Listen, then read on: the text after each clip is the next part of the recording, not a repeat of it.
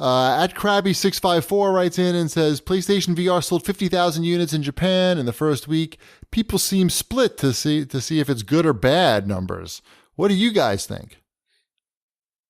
50,000 in a week in Japan? So that means what? They probably did like twice that in America?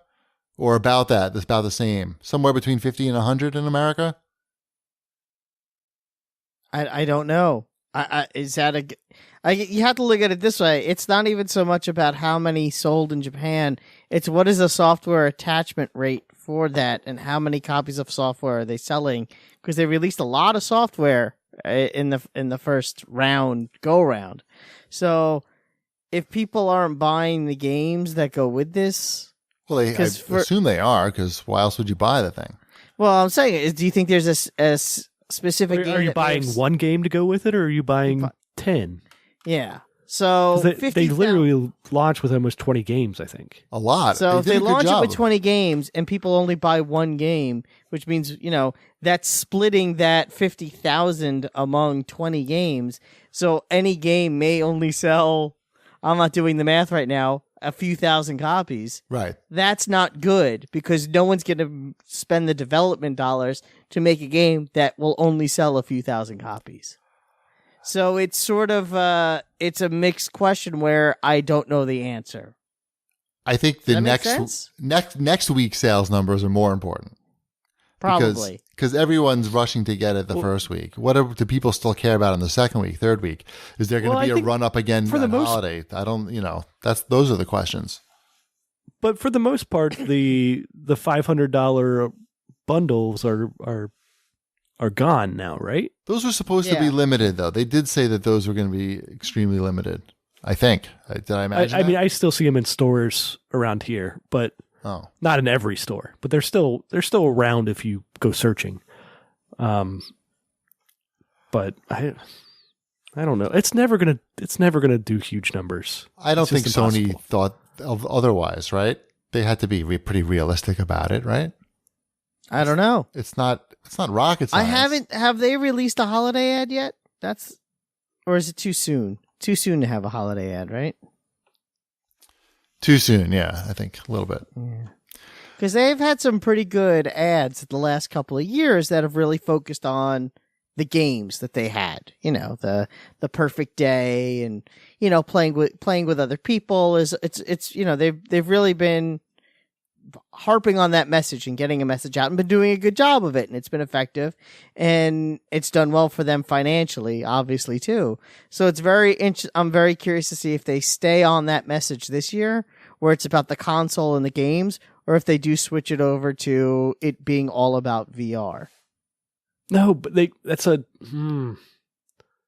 bad strategy to switch it over to VR. I am not disagreeing with you. You've got such a smaller user base there. We'll see what happens. That's what I was saying, I think, the other week, is that it's similar to what Microsoft did with Kinect. Like they basically relaunched the Xbox 360 when they had Kinect come out. But Sony can't really do this with VR because it's just too expensive. I mean, you can run ads, you can run a marketing campaign around how, I guess, PlayStation 4 is the most cutting edge because it supports VR, and maybe, I don't know, pay to get on the daytime shows and try to build some hype about it. But at the end of the day, it's really just too expensive to expect to sell these in great quantities. So is that even a good use of your marketing to promote it? I don't know. I don't think so. No. Or are they relying on the Call of Duty marketing to make up for the other end, like the actual game sales, console sales? I mean, that should be fine, because I think it seems like a tough marketing point to rally upon. Rally I'm not around. disagreeing with you. Yeah, I know. So somebody wrote in for Microsoft, at Tim Utley, asked, do you think Microsoft will do anything to counter PSVR in the near future aside from HoloLens? Well, they have been. They started it this week. They released that commercial for the Xbox Slim, showing why it's such a great console. No. I think he's asking, are they going to do anything in the VR realm? I don't think they should, nor do they need to. I think their focus is to get even with PlayStation 4 in the amount of consoles and homes in North America. That's their goal. And VR is not going to help that at this point. VR is, if anything, VR may actually help Microsoft attain that goal. If Sony focuses on that, like, and by the way, I don't think HoloLens is a real product that's coming out, a real consumer product. I think that's just to show that they're with it and gives developers something to play with. But I don't think that's going to be something that you're going to see for sale in the Microsoft Store for consumers. It's really just like a dev only thing.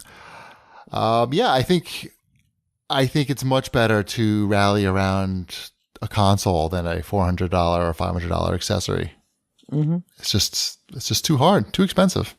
If anything, their approach right now, what they're in many ways are competing with are the people that would possibly be in the market for PlayStation VR.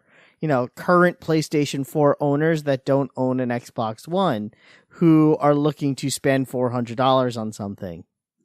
That's the target that Microsoft wants to hit. They need to go in with the why buy this when you could buy this and play all the exclusive games that you haven't played yet. You could play all your Xbox 360 games that have just been collecting dust. It's got 4K Blu-ray player and the HDR that all the kids are talking about. They got plenty to talk about. Yeah, they got plenty to talk about. They got plenty to talk about without VR. They have plenty to talk about without VR, and the problem is Sony does too. Sony has plenty to talk about without VR. Well, yes, it's getting someone that owns a PlayStation 4 currently to also own an Xbox One. No, it's not. There's plenty of people. That market is not the big market you want. The big market you want is all the people who still haven't upgraded from 360 or PS3. Which is also a bit. How big is that market these days? Huge. Is it still huge? Yeah. There's a lot of headroom there. Or obviously both markets. So yeah, backwards compatibility is a much bigger deal than VR. It's going to sell more new consoles. I could see backwards compatibility, external hard drive support for large storage capacity. No, that people aren't buying a console because you can plug in a hard drive to it. No, that's a good factor after the point where you realize that you don't have enough space. I know, because boy, is it helpful. It doesn't for me. It's still not an issue. I just delete shit and then you re-download it. It's no big deal. I don't want to delete things. I like being able to turn on my Xbox One and seeing that I have 212 games. That's fine. Downloaded to it. Of course you do. I like mine to not show that. I think that's so cool. And then I look at my PlayStation 4 and I turn it on and there's 7 games downloaded to it. I own significantly more than that thanks to PS Plus and other things, but I can only keep 7 games on there at a time. So I don't, there are certain games that maybe I would go back to if it was there, but it's not there. So I don't go back to it. You could buy a hard drive and put it in there.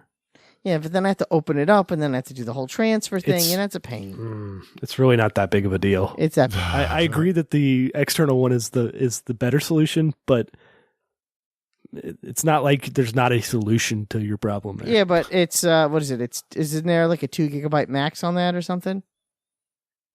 Terabyte. 4?